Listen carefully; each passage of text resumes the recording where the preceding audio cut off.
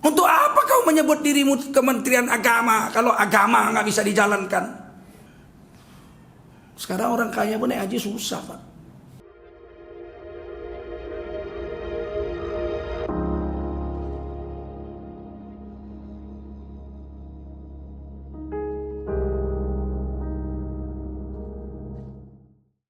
Dan malaikat menyayangimu juga.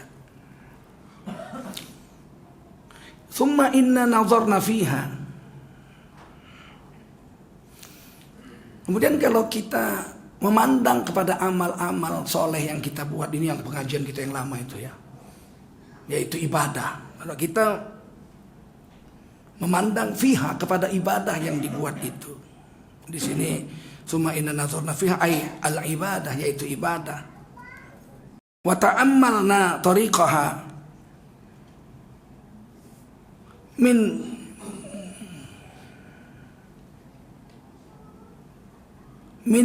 mubadiha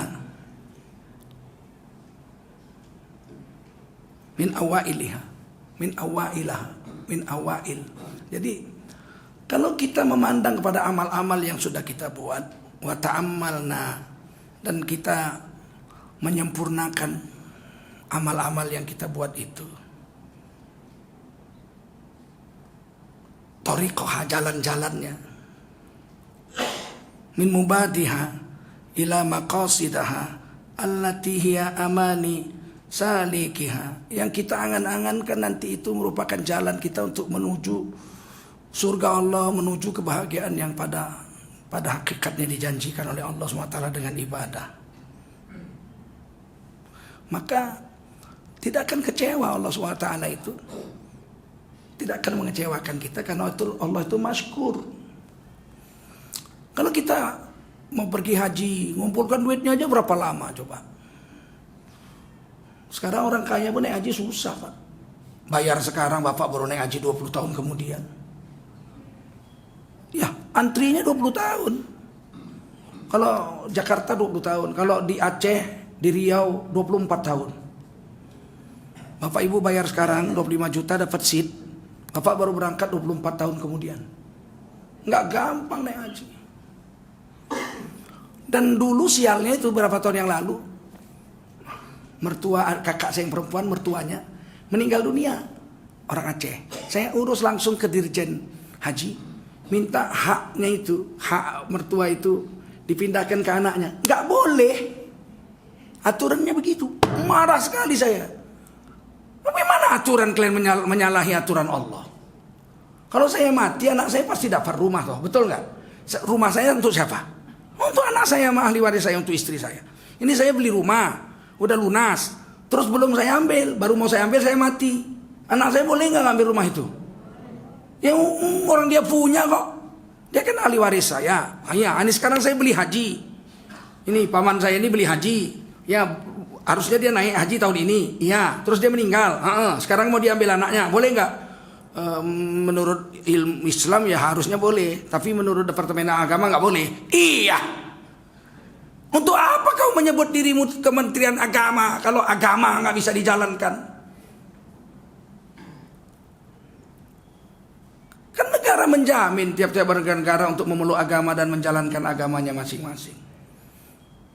Apa dia bilang, ya ini menjadi catatan kami akan perjuangkan supaya bisa. Kata abang ipar saya, sekarang boleh.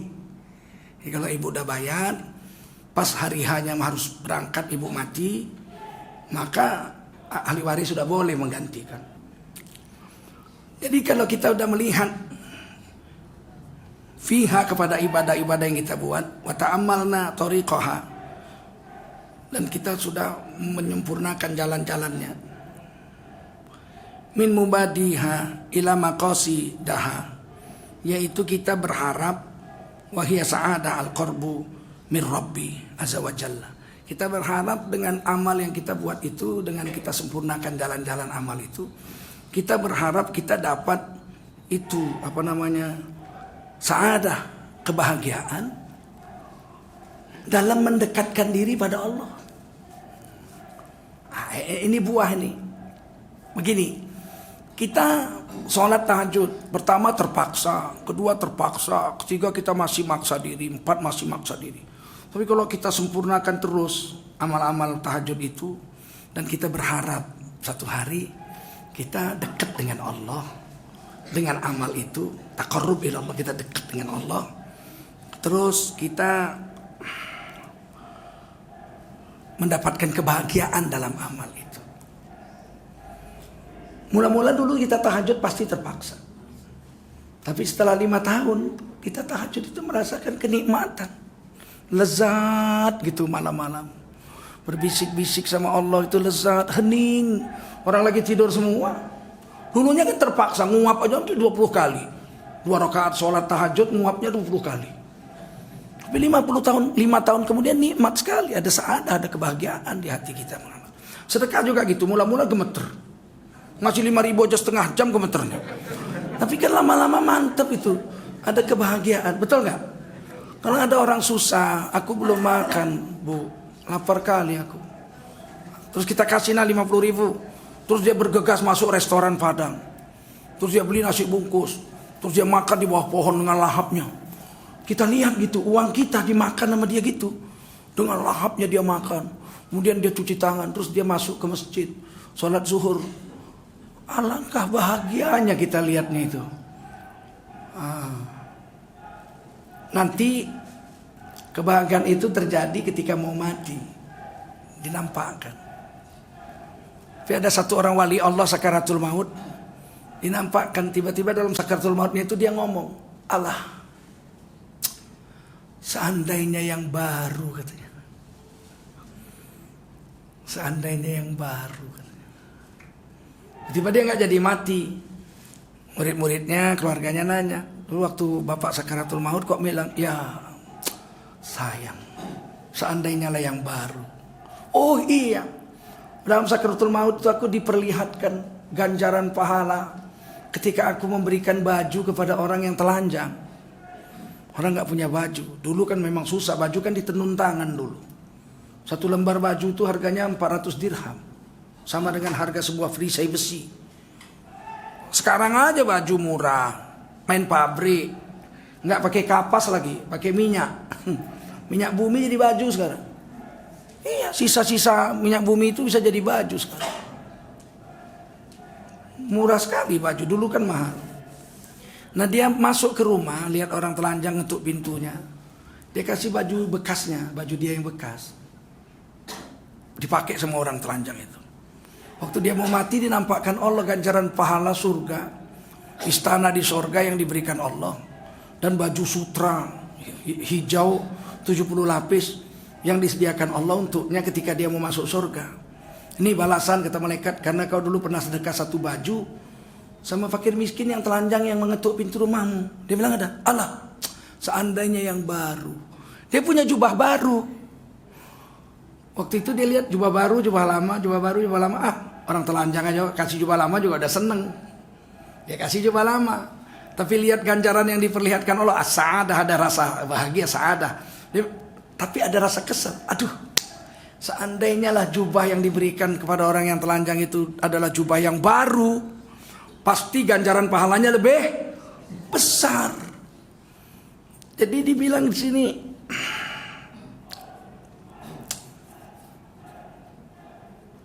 min mubadiha ila maqasidaha, untuk mendapatkan sa'adah, mendekat kebahagiaan dalam mendekatkan diri pada Allah itu bukan hanya sekarang. Kita rajin sholat malam, akhirnya malam itu menjadi satu kenikmatan. Kita rajin sedekah, akhirnya sedekah itu menjadi satu ketenangan jiwa, obat jiwa. Hati kita nggak gerusah-gerusu, kita nggak darah tinggi, tenang gitu hidup kita. Baca Quran dulu mula-mula ngantuk, dipaksa-paksa lama-lama nikmat, ada rasa nikmat. Itu saadah, kebahagiaan dalam mendekatkan diri pada Allah. Tapi puncak saadah itu adalah ketika mau mati, sakaratul maut. Falaula idza balagatil hulqum wa antum hina idzin tanzurun. Saat nyawamu sampai di leher, kamu udah lihat tempat yang akan kau tuju, buah dari amal ibadahmu waktu di dunia itu. Wah, tentu bahagia sekali lah. Seperti orang lihat orang menanam padi, lihat padinya sudah menguning tinggal panen. Senengnya dia lihat padi yang mau dipanen itu. Seperti itulah, mungkin lebih dari itu. Hati orang yang melihat amalnya yang akan dia tuju setelah matinya itu surga. Tapi sedikit saya mau sampaikan, ada kekesalan juga. Kalau yang kita kasih itu tak yang terbaik, bukan yang terbaik. Bukan yang terbaik. Saya pun belum mampu juga itu. Tapi belajar-belajar. Kalau ibu belanja beli baju, Bu, ini saran. Kalau ibu beli baju ke Tanah Abang, bawa pembantu, tukang ngangkatnya. Kan ibu mau ngangkat berat tuh. Orang kaya suruh ngangkat pembantu. 2 plastik baju baru. Suruh dia beli juga sepasang. Yang seharga dengan baju kita. Kita satu baju berapa? Saya satu baju 100 ribu, 120 ribu sekarang. Satu jubah. Istri saya kemarin saya belikan terakhir 150 ribu satu jubah. Ada sih yang lebih murah tapi pendek. Kan istri saya harus sampai mata kaki panjangnya. 150 ribu yang bagus. Nah, berani nggak kita beliin pembantu? Kita punya 7 nih, 1 plastik dia pegang. Ayo, Inem kamu ambil yang bagus untuk kamu. Ya lah, nggak usah lah Bu, nggak usah. Oh ya udah, nggak usah yang udah. Bukan begitu. Nggak usah lah, nggak usah itu tanda bahagia, ngerti? Dia diperhatiin, bukan menolak itu. Itu ibu harus ngerti di understanding of language itu. Kata Rocky Gerung, harus menangkap arti kognitifnya. Jangan kontekstualnya, tapi konseptual meaningnya.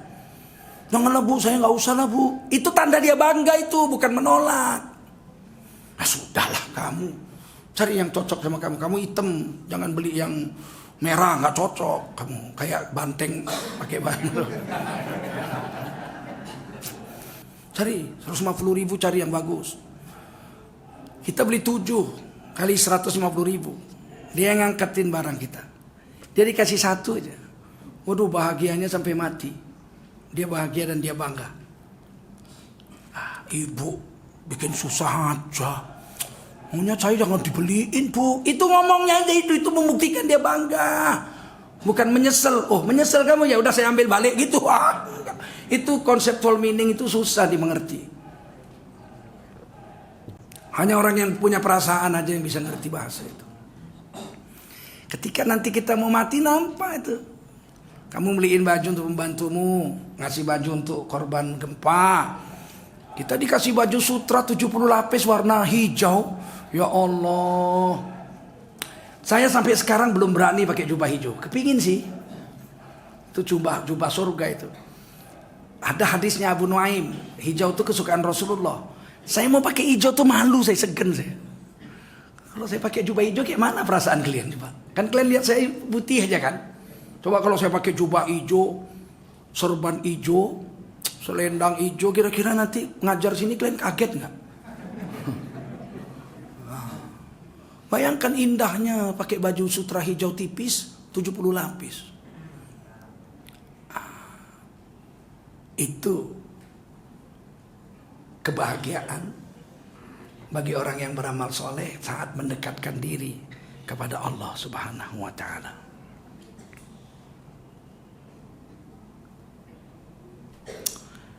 Allati hiya amani, yaitu yang diangan-angankan salikiha, atas orang yang menempuh jalan ibadah itu.